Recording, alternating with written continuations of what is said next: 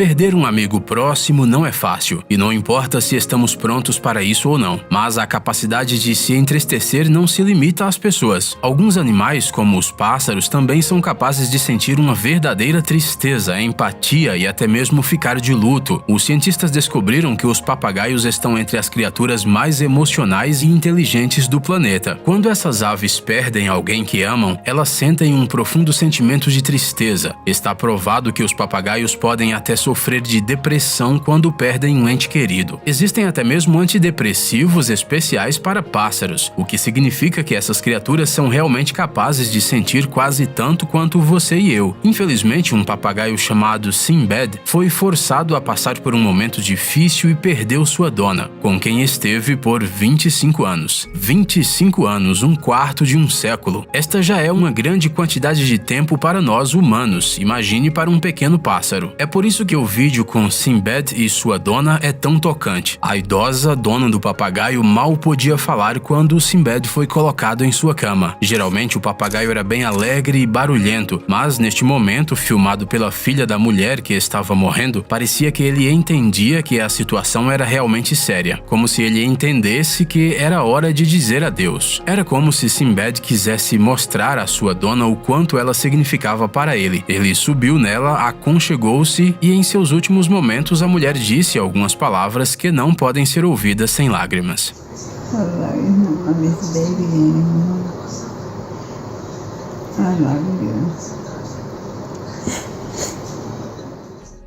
Ajuda mútua. A história do trabalhador alemão Andreas Graf e seu filho pequeno Julius pode tocar qualquer pessoa profundamente. Quando o menino foi diagnosticado com leucemia, ele foi imediatamente enviado para ser tratado em uma clínica oncológica.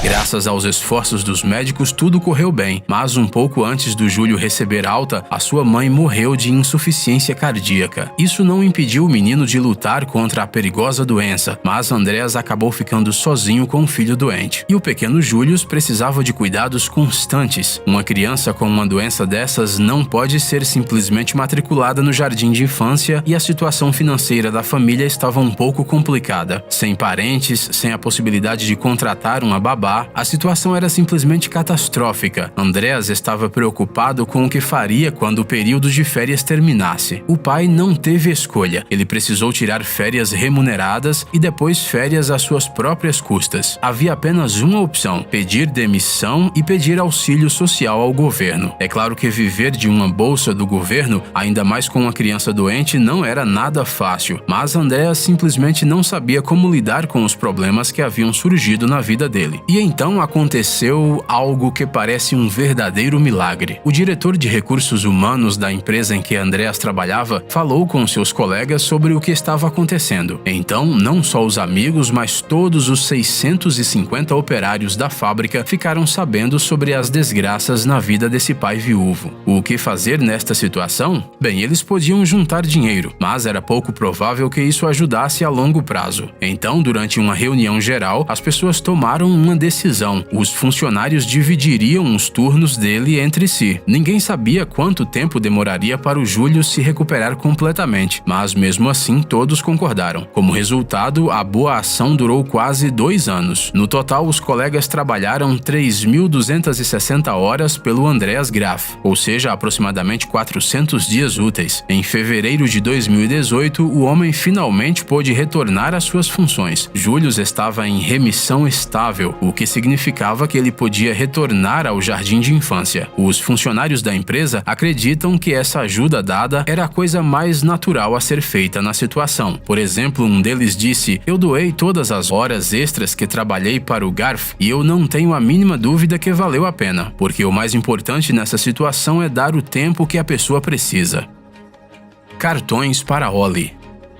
Poucos dias antes do 15º aniversário do seu filho Ollie, Karen Jones encontrou 2 cartões em seu quarto. O adolescente sofre de autismo e por isso é difícil para ele fazer amigos. Ele tinha feito esses 2 cartões postais para si mesmo, percebendo que não receberia outros porque simplesmente não havia ninguém para enviá-los. Na esperança de conseguir pelo menos alguns cartões postais de estranhos, Karen escreveu em sua página no Facebook uma pequena mensagem para seus vizinhos, os moradores da pequena cidade de Exmouth. Se apenas uma pessoa tivesse respondido ao seu chamado, o Ollie provavelmente já ficaria feliz. Mas, com a ajuda da internet, o pedido de Karen se espalhou rapidamente pelo mundo todo. No dia seguinte, o carteiro trouxe 35 cartas. Depois de mais alguns dias, ela abriu a porta e viu o caminhão de correspondência com 14. Não 14 cartões, mas 14 caixas de cartões. Um dia depois, havia 28 caixas na varanda. No dia do aniversário de Ollie, outras 32 caixas chegaram. As pessoas escreveram da Austrália, da Argentina, dos Estados Unidos, de todo o mundo. Pais de crianças autistas escreveram,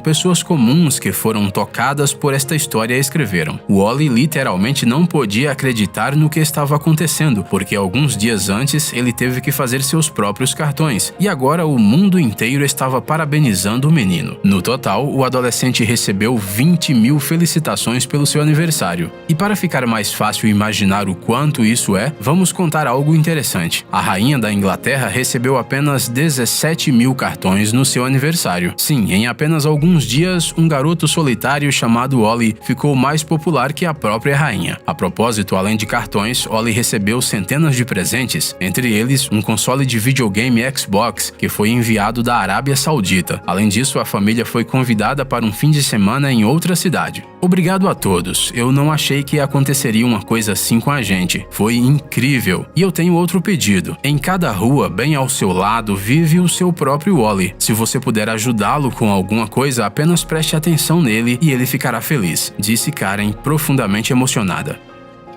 Mototerapia. Você já ouviu falar em mototerapia?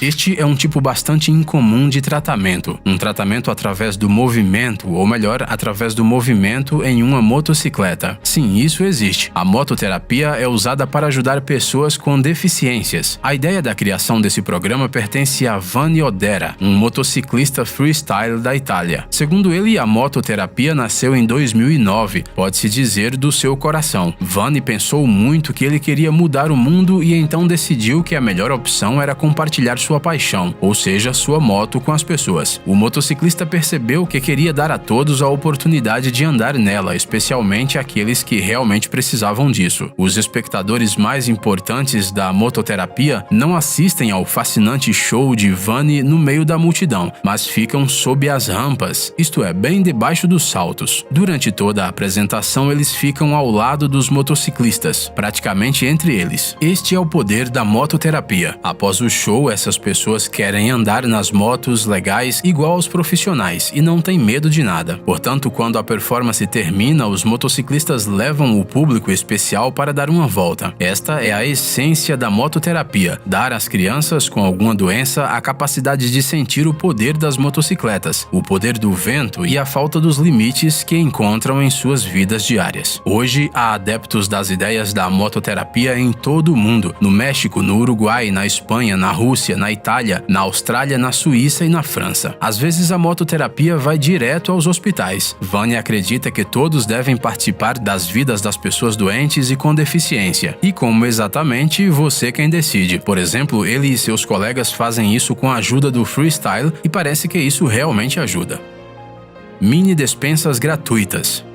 Uma vez na cidade de Fayetteville, no estado do Arkansas, Estados Unidos, começaram a aparecer mini bibliotecas gratuitas. Elas são armários onde qualquer um pode colocar um livro e levar para ler aqueles que estão lá dentro. Esta é uma troca simples e agradável. A residente local Jessica McClard ficou interessada em qual era o segredo de sua popularidade e logo outra ideia fantástica veio à sua mente: ir um pouco mais longe e criar pequenas despensas gratuitas. Ela colocou primeiro armário perto de uma igreja luterana e a ideia foi bem sucedida. Agora o projeto tem mais de 25 mil seguidores no Facebook e pequenas despensas aparecem em outros lugares. A ideia é bem simples. Se tratam de pequenos armários nos quais as pessoas podem deixar comida para os necessitados. Qualquer um pode ajudar essa iniciativa de duas maneiras: colocando algo nos armários já existentes ou criando sua própria mini despensa gratuita. Por exemplo, Arlo Wilton, de 7 anos, de Seattle, observa atentamente a despensa da sua casa para que ela fique sempre cheia. No início, apenas os produtos favoritos de Arlo eram colocados no armário, mas agora ele compra o que desaparece da despensa mais rápido. Em geral, são feijões e vários alimentos enlatados, e às vezes espaguete. Molly Harmon, mãe de Arlo, afirma que não só a sua família, mas também muitos vizinhos enchem a pequena despensa. E apesar de todos os receios de que alguém poderia quebrar o armário só para fazer o mal, isso não aconteceu. Além disso, os pequenos armazéns ajudaram os moradores a entender que, mesmo nas áreas mais nobres à primeira vista, existem pessoas que podem estar passando fome, escondidas, envergonhadas e, portanto, sofrendo ainda mais. Na maioria das vezes, as despensas se esvaziam no escuro, já que muitos têm vergonha de levar comida de graça mesmo quando estão necessitados.